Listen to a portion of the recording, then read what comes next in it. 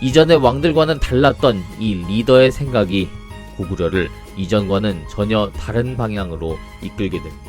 당 고조는 즉위 초 고구려에 직접 사신까지 보내 삼국의 화해를 권고합니다. 중국으로 진출하는 건 위험하다는 논리로 강경파들의 의견을 일축합니다. 이전 왕들과 비교해 전쟁 자체를 싫어하는 영유왕은 지속적으로 친당 노선을 밟아가죠.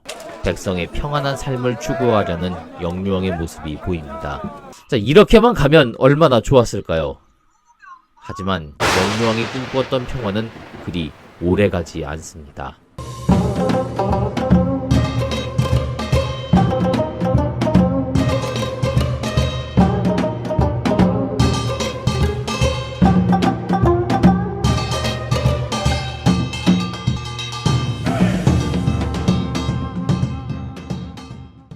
626년 당시 당나라에서 과거 수나라 때와 비슷한 정변이 일어납니다. 고조의 아들 이세민이 정변을 일으켜 형제를 죽이고 아버지 고조를 위협해 황위에 앉은 것이었죠. 당태종 이세민. 정관의 칠한 말에서 볼 수 있듯이 수많은 업적을 남긴 당나라, 아니 중국 역사상 최고의 황제라 일컬어지지만 그가 황제가 되기까진 이러한 피바람과 패륜이 있었습니다. 그는 궁궐 입구인 현무문에서 자신의 형이자 태자였던 이건성, 그리고 동생 이원기를 살해한 뒤 아버지 고조를 위협해 감금하고 사실상 스스로 황위에 올랐습니다.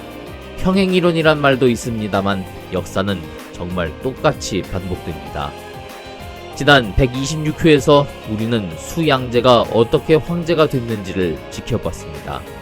능력있고 야심 많은 왕자가 태자가 되지 못했을 때, 그리고 그가 힘을 키워 그 야심을 드러내는 순간 황실은 끔찍한 비극이 시작됩니다. 수양제도 아버지 문제의 둘째 아들이었고 여기서 본 당태종 역시 아버지 고조의 둘째 아들이었죠. 자기가 생각할 때 형제 중엔 자기가 제일 나은 것 같은데 서열 때문에 형이 후계자가 되자 이에 불만을 품고 반란을 일으켜 형제를 죽인 점도 같고 끝내 아버지의 목에 칼을 들이댄 점도 같습니다. 수양제처럼 아버지를 시해하진 않았으니 당태종은 그나마 다행이라 해야 할까요? 우리 역사에도 비슷한 일들이 있었습니다. 후백제를 세운 견훤의 장남 신검은 아버지 견훤이 후계자 자리를 이복동생 금강에게 물려주는데 불만을 품고 반란을 일으켜 동생을 죽이고 아버지를 붙잡아 금산사에 감금했죠. 결국 간신히 탈출한 견훤은 왕건에게 의탁해 자신이 세운 후백제를 스스로 멸망시키고 맙니다. 그리고 이 사건은 모르시는 분 없겠죠. 조선 제3대 임금 태종 역시 제1차 왕자의 난으로 아버지가 세운 후계자를 죽이고 또한 아버지와 동생을 따르던 수많은 신료들을 학살한 뒤에 권력을 잡아 사실상 아버지 태조를 몰아내고 형 정종을 허수아비로 만든 뒤에 왕위에 올랐습니다. 오랜 세월이 지나 그의 손자 제7대 세조 역시 계유정난을 통해 피바람을 일으키고 자신에게 반대하는 동생 둘을 죽인 뒤 나중엔 자신이 쫓아낸 조카마저 죽이고 말았죠. 아이러니하게도 태종과 세조 이 두 사람은 오늘날 왕권을 강화하고 조선의 기틀을 잡은 훌륭한 군주들로 평가되고 있습니다. 자, 다시 고구려, 아니 당나라로 돌아옵니다. 아버지 고조와 달리 태종은 즉위 후 2년간 중국 대륙 내 반란 또 군벌 세력들을 평정하면서 동시에 북쪽과 동쪽의 주변국들에게도 압력을 가합니다. 특히 고구려에 대해서도 언젠가는 정벌해야 할, 무릎을 꿇려야 할 나라로 생각하며 단지 삼국의 평화를 권고했던 아버지와는 태도를 달리하게 됩니다. 고구려로서는 제2의 수문제, 수양제가 나타난 겁니다. 대표적인 사건 두 가지만 짚어볼까요? 태종은 고구려에 사신을 보내 조선시대의 명청이 그러하듯 당황제가 영유왕의 즉위를 인정한다는 책봉문을 보냅니다. 조선 전기엔 우리가 명나라의 제후국임을 자처했습니다. 그런가 하면 고려 후기나 조선 후기엔 각각 원나라와 청나라로부터 군신관계를 강요당했죠. 힘이 없었으니까요. 그래서 중국 황제한테 인사드리러 가고 또 공물 바치고 중국에서 인정한다고 책봉문 보내줘야 진짜 왕 대접받고 참 굴욕적인 시대였죠. 그런데 고구려는 결코 그런 나라가 아니었습니다. 그냥 맞짱을 뜨고 말지 절대로 고개 숙이면서 중국의 신하가 될 나라가 아니었죠. 그런데 거기다 대고 자기가 대놓고 주인 행세를 하고 고구려 왕을 자기 아들이나 조카 다루듯이 하는 겁니다. 고구려 조정은 당연히 난리가 나죠. 하지만 평화를 너무나 원했던 영유왕은 이조차도 수용합니다. 또 하나는 이전에 을지문덕이 살수대첩으로 수나라 군대를 무찌르고 난 뒤 적의 유고를 쌓은 경관이란 탑을 허물게 됩니다. 사실 이 얘긴 우리 사서엔 없고 중국 사서에만 나오는 기록입니다. 제가 가진 책들 중에서도 이 사건에 대해 공식적으로 다루고 있는 책은 없었습니다. 중국에서는 지금도 당나라 사신이 이 경관을 보고 격분해 수행원들과 함께 경관을 부수었다고 하는데, 사실 이 경관이라고 하는 탑이 워낙 커서 대규모 인력을 동원하지 않고는 절대 부술 수 있는 게 아니었습니다. 게다가 당시 상황으로 봤을 때 중국 주장처럼 영유왕 때 부순 게 아니라 고구려가 멸망하고 난 뒤에 부순 게 아니었을까 하는 추정도 하고 있습니다. 사실 여부를 떠나 영유왕은 이러한 당 태종의 태도에도 지나칠 정도로 순응 내지는 불종적인 모습을 보이며 평화만을 고집합니다. 단지 두 나라가 잘 지내보고자 평화를 추구한다면 그것은 얼마든지 받아들일 수 있는 일이지만, 이처럼 자기가 주인 내지는 형님 행세를 하면서 갑질을 하려 하는데 단지 전쟁이 싫어서, 그리고 상대가 무슨 속내를 갖고 있는지 파악도 않고 그저 평화만을 위해 상대가 원하는 대로 머리만 계속 숙이는 건 한 나라의 리더가 취할 모습은 분명 아니라고 하겠습니다. 여기다 영유왕은 628년 당 태종이 돌궐을 정복하자 축하사절과 함께 고구려에 봉역도를 보냈다고도 하죠.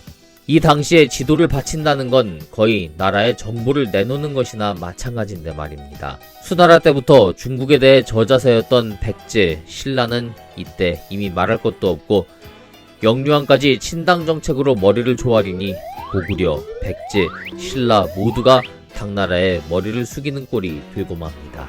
아버지 때와 달리 태종은 고구려에 대해 서서히 압박을 가하기 시작합니다. 이에 다시 고구려가 당나라의 침입을 대비하게 되자 진평왕은 이 틈을 타 629년 고구려를 공격합니다. 여기서부터 삼국통일 영웅들의 이름이 나오기 시작합니다. 진평왕의 명으로 출전한 김용춘, 김서현, 김유신이 출전해 낭비성을 함락시키죠. 물론 고구려가 당나라의 속셈을 아예 짐작 못하고 있진 않았을 겁니다. 지금껏 고구려 역사 수백 년간 중국은 걸핏하면 고구려를 지배하려 했고, 불과 얼마 전까지만 해도 수나라가 4번이나 쳐들어왔었잖아요. 정권이 바뀌었을 뿐 중국은 중국입니다. 영유왕이 어떻게든 전쟁을 피해보려고 머리를 숙이고 있지만 당나라는 언제든 돌변해 고구려를 침공할지 모릅니다. 당연히 대비해야죠. 그러다 보니 고구려가 위쪽에 집중하는 동안 신라가 이를 노리고 침략을 한 거였고요. 고구려는 결국 위쪽도 아래쪽도 제대로 집중하지 못한 채 신라에게 이렇게 맞기만 하는 겁니다. 이후에 영유왕은 638년 10월 신라의 칠중성을 공격합니다만 이때도 신라 장군 알천에게 패배했습니다. 당나라의 양아치 짓은 돌을 더해갑니다. 당태종은 영유왕에게 태자를 입조시킬 것을 요구했습니다. 이전 수양제도 영양왕 보고 계속 입조하라고 했었죠. 이 말도 안 되는 요구에 영양왕은 들은 채도 안 했었습니다. 그럼 영유왕은 어땠을까요? 나라의 자존심이 곤두박질 칠 이 결정을 놓고 영양왕 때 같으면 상상도 할 수 없을 일에 고구려 조정이 강경파와 온건파로 양분됩니다. 여기서 강경파는 이전부터 수나라와 전쟁을 치러온 무인 세력들일 것이고, 온건파는 영유왕과 그를 위시하고 있는 지방의 욕살들이었을 겁니다. 영유왕은 무조건적인 평화를 원했고, 또 욕살들은 자기가 지켜야 할, 어쩌면 국가보다 중요한 자신의 세력과 재산이 있었으니까요. 결국 영유왕은 640년 2월 패자 환권을 장안으로 보냅니다. 여기에 한술 더 떠 환권을 아예 당나라 국학에 입학시켜줄 것을 요청하죠. 미친 거 아닙니까? 구한말 일본이 고종 황제의 아들 영친왕을 유학 명목으로 일본으로 끌고 갑니다. 사실상 인질이죠. 굉장히 기분 나쁜 역사입니다. 그런데 이때 영친왕은 본인이 원치 않는데 아무 힘없이 끌려간 거였고요. 영유왕은 자기가 자처해서 이 짓을 하고 있는 겁니다. 이건 대놓고 당나라의 신하가 되겠다는 거죠.